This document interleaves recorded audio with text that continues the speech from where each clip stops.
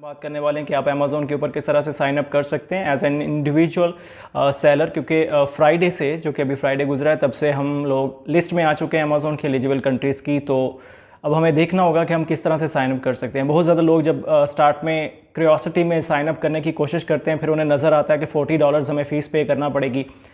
वो थोड़ी रिसर्च करते हैं तो उन्हें पता चलता है कि कहाँ वहीं पर तो इंडिविजुअल अकाउंट के लिए तो कोई भी $40 की फ़ीस नहीं होती, लेकिन अमेज़ोन आपसे $40 फ़ीस चार्ज करना चाह रहा है और वो करेगा।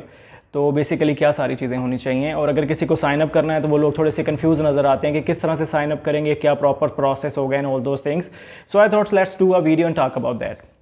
पहली चीज़ देखिए, हम इस तरह से बात कर लेते हैं कि अमेज़ोन के ऊपर अगर आपको साइन अप करना है, आप अमेज़ोन की वेबसाइट पे जाते हो amazon.com, जो कि यूएसए की मार्केट है। वहाँ पे जाके आप स्क्रॉल डाउन कर लोगे तो आप नीचे ऑप्शन आपको नज़र आ रहा होगा sale on Amazon. Once you click on that, वहाँ से आगे वो साइन अप डिटेल्स आपसे मांगना शुरू कर देता है। जब आप अमेज़ोन के ऊपर साइन अप करते हो एज अ सेलर, वो आपका बायर अकाउंट भी साथ में बना रहा होता है। तो इसलिए आपने कभी कंफ्यूज नहीं होना कि ये बायर साइड का मेरा अकाउंट क्यों बन रहा है। ठीक है, आपसे नाम पूछा जाएगा, आपका ईमेल पूछा जाएगा, आपसे पासवर्ड लिया जाएगा और उसके बाद आपका बायर अकाउंट जो है क्रिएट हो जाता है। साथ ही वो फिर जब आपसे साइन अप करवाता है, आपसे इनिशियल जो डिटेल्स ले रहा होता है, आपने कोशिश करनी है कि आपकी डिटेल्स सिमिलर रहें। ऐसा मत हो कि आपका आधा नाम कहीं पे डिफरेंट है और फिर बाकी जगहों पे नाम जो है डिफरेंट है, जिसकी वजह से अमेज़ोन आपको आपकी आइडेंटिटी जो है वो प्रॉपरली जो है वेरीफाई नहीं कर पाएगा और आपका अकाउंट नहीं बनेगा।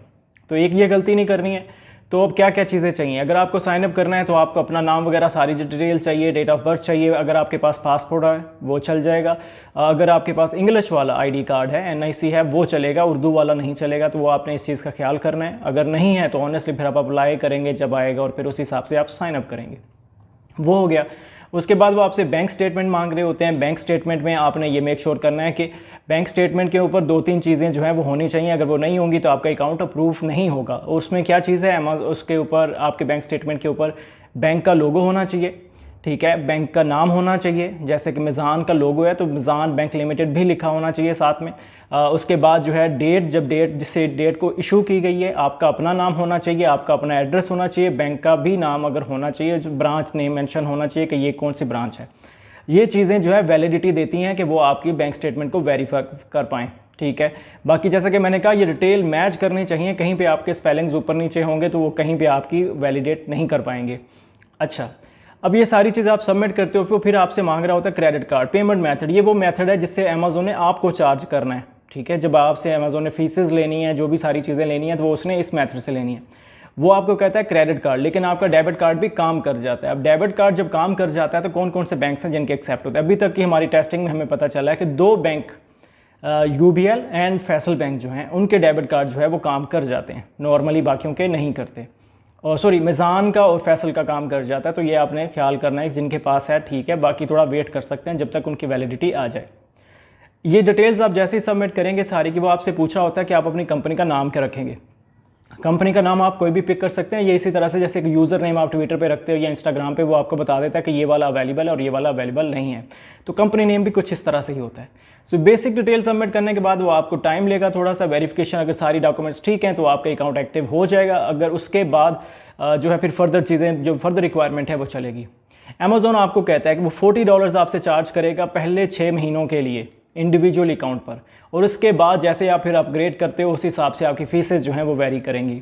इसके ऊपर कोई दूसरा ऑप्शन नहीं रहेगा अभी तक के लिए। तो यही उनकी तरफ से हमें इंफॉर्मेशन आ रही है, इन चीज़ों का ख्याल करें। अच्छा, अब ये क्यूरियोसिटी में सब लोग एक गलती कर रहे हैं कि वो जल्दी से जल्दी अकाउंट बनाने की कोशिश कर रहे हैं। इवन उनको पता भी नहीं उन्होंने सेल क्या करना है।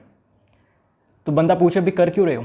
तो ये मेरे ख्याल में ज़्यादा ज़रूरी है हम सब के लिए कि पहले हमें ये होना चाहिए पता कि हम बेचेंगे क्या सर्विस बेचना चाहते हैं, क्या जो है हमारा बिजनेस मॉडल जो है अमेज़ोन का वो लेना चाहते हैं। Private label, wholesale, drop shipping, retail arbitrage करना चाहते हैं, किंडल करना चाहते हैं, इस तरह से बाकी जो ऑप्शन है मर्च करना चाहते हैं मर्चेंट, या इस तरह से और बाकी जो है पॉसिबली ऑप्शन जो हैं वो आप करना चाहते हैं। तो पहले थोड़ी स्टडी करके कोई अपना एक सिनेरियो या एक बिजनेस माइंड जो है वो क्लियर कर लें कि एग्जैक्टली करना क्या है। इससे पहले क्या $40 भर के बैठे रहेंगे तो आई डोंट थिंक कि ये कोई चीज़ सेंसिबल नज़र आती है। तो इस चीज़ का आपको एक ख्याल करना चाहिए। बाकी ये होता है जब आप डॉक्यूमेंट सबमिट करते हैं तो अमेज़ोन नॉर्मली रिजेक्ट कर देता है कि आपके पासपोर्ट के ऊपर आपके साइन नहीं है, बैरियर के अकाउंट जो हैं वो साइन नहीं है।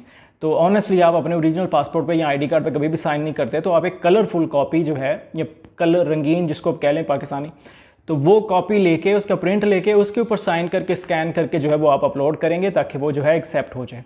ये जो चीज़ें आपकी अंडरस्टैंडिंग के लिए ज़रूरी हैं। इसके अलावा लोग ये पूछते हैं कि आप कितने अकाउंट बना सकते हैं। नॉर्मली लोग 2-3 अकाउंट बना सकते हैं, लेकिन अमेज़ॉन कहता है कि आप जब एक अकाउंट बनाते हो तो उसकी डिटेल्स जो हैं वो ऑलमोस्ट सेम हो सकती हैं, ईमेल वगैरह डिफरेंट होगा, लेकिन आपके प्रोडक्ट सेम नहीं होने चाहिए। आप एक अकाउंट पे सेम प्रोडक्ट मत बेचें, सेम ब्रांड मत बेचें। तो आप डिफरेंट वो उसके लिए कर सकते हैं, वो ऐसा इशू नहीं है। तो मेरी रिकमेंडेशन की अगर बात करते हैं तो मैं ये कहूँगा कि अभी सिर्फ लॉजिकली वे में जाएँ, ऐसे जज्बाती होकर अकाउंट बनाने का आपको कोई फ़ायदा नहीं होगा। तो पहले सोचें आपको करना क्या है।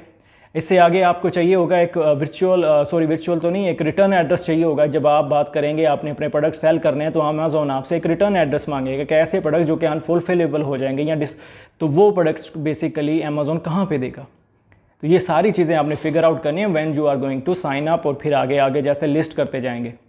तो ये सारी चीज़ें, आई होप ये चीज़ें आपके लिए हेल्प हों। बाकी बहुत आसान प्रोसीजर है, इसमें ऐसा कुछ भी नहीं है कि आप किसी को हायर करें और वो आपके लिए साइन अप करें और आपको अकाउंट बना के दें। इसमें ऐसा कुछ भी नहीं है, बहुत आसान है, डिटेल्स बहुत सिंपल हैं, वो आपको वहाँ पे नज़र आ जाती हैं।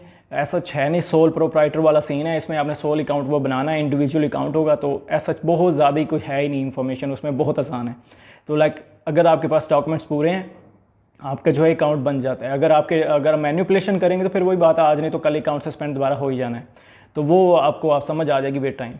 तो ये सारी चीज़ें मैं फिर यही कहूँगा कि थोड़ा सा प्रॉपर वे में लेके चलें। अगर आपके पास स्ट्रैटेजी है, आपके पास प्रोडक्ट्स हैं तो ज़रूर करें।